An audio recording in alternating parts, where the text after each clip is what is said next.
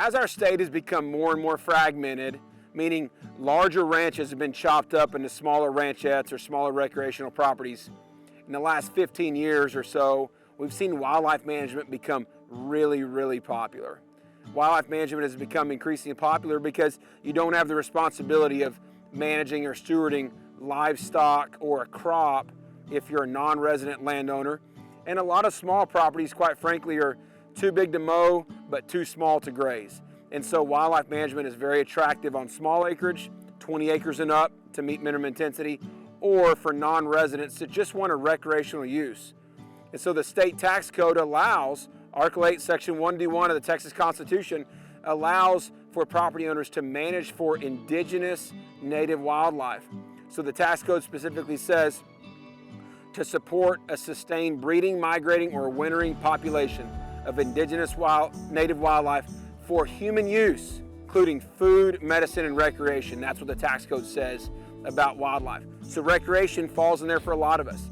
If I want to manage for white-tailed deer or bobwhite quail or Rio Grande turkeys or mourning dove, or for songbirds or reptiles or small mammals for photography purposes or just enjoyment, I can do that.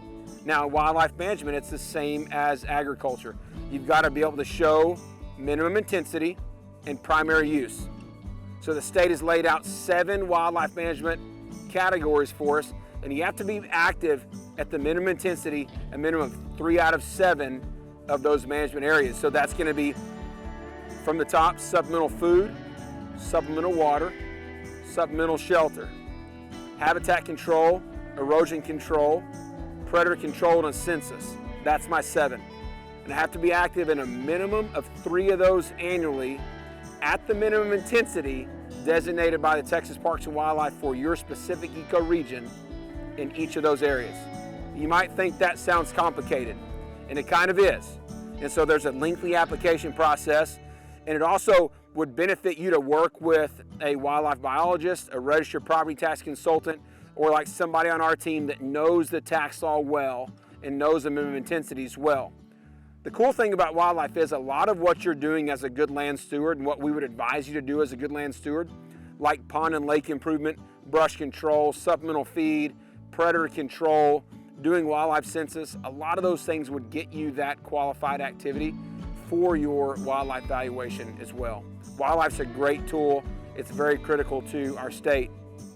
As we go into western states, where the majority of the wildlife lives on public land, specifically during the summer, because you've got BLM, state land, or national forest, federal land, the government can control a lot of the open space. Whereas in Texas, we're very different because 98% of our state is privately owned.